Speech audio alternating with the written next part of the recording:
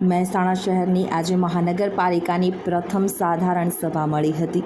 આ સભામાં 13 વોર્ડના ચૂંટાયેલા 52 સભ્યો ઉપસ્થિત રહ્યા હતા। જો વિગતે વાત કરવામાં આવે તો આ વખતની ચૂંટણીમાં ભારતીય જનતા પાર્ટીના 46 સભ્યો જ્યારે કોંગ્રેસના 5 સભ્યો જીત્યા હતા। મહેસાણા મહાનગરપાલિકાના કમિશનર શાલિની દુહાન તેમજ ડેપ્યુટી કમિશનર દર્શનસિંહ તથા એબી મંડોરીની ઉપસ્થિતિમાં મેયર તેમજ ડેપ્યુટી મેયર કારોબારી ચેરમેનની ચૂંટણી યોજવામાં આવી હતી। મેયર અને ડેપ્યુટી મેયર માટે 2 ફોર્મ રજૂ કરવામાં આવ્યા હતા, જેમાં મેયર માટે 2 ફોર્મ માન્ય રાખ્યા।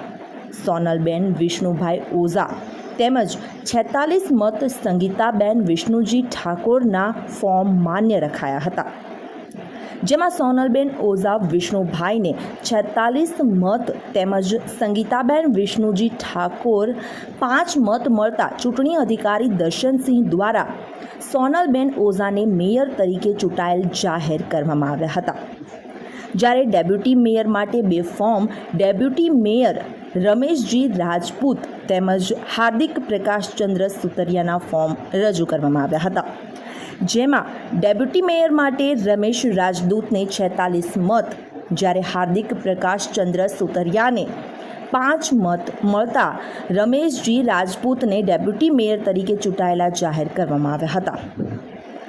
આજે મહેસાણા મહાનગરપાલિકાના પ્રથમ મેયર અને ડેપ્યુટી મેયરની આજે પંડિત દીનદયાળ ટાઉન હોલ ખાતે યોજવામાં આવેલી સાધારણ સભામાં વરણી કરવામાં આવી હતી।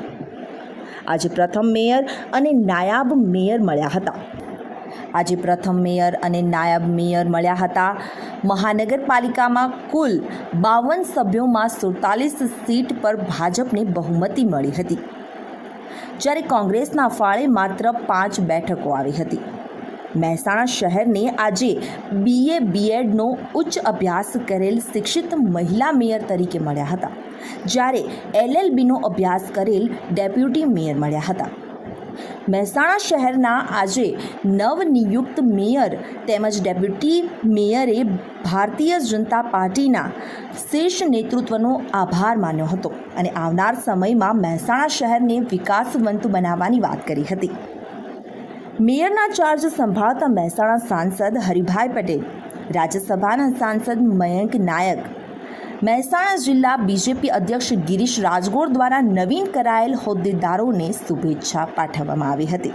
પાર્ટીએ જવાબદારી આપી ભારતીય જનતા પાર્ટીનો અને મોવડી મંડળનો ખૂબ આભાર માનું છું।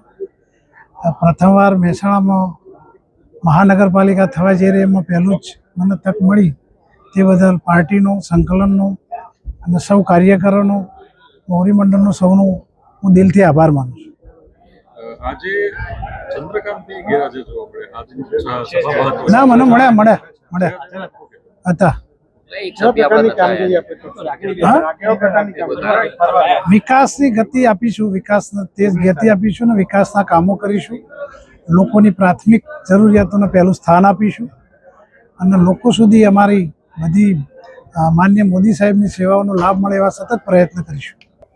ભારતીય જનતા પાર્ટીનો અને સર્વેનો ખૂબ ખૂબ આભાર। અને મને જે આપ મળ્યું છે અવસર, તો એને હું ખૂબ નિષ્ઠાપૂર્વક એને કાર્ય કરીશ। મહેસાણા જનતામાં હવે કઈ દિશા તરફ કામો આગળ લઈ જશો મેયર તરીકે? સૌ પ્રથમ તો પહેલા મહેસાણાની ક્લીન અને ગ્રીન સિટી બનાવવાનો પ્રયાસ ચોક્કસ કરીશું અમે, અને એ માટે અમારાથી જે સૌને સાથે રાખીને જે કામ થશે અમે કાર્યો કરીશું। છેલ્લા 1 વર્ષમાં જે કમિશનરની સત્તામાં જે કામો થયા છે એનાથી વધુ કે અથવા એમાં વધારો કેવી રીતે કરશો આપ? કયા નવા કામો આપે વિચારેલા છે?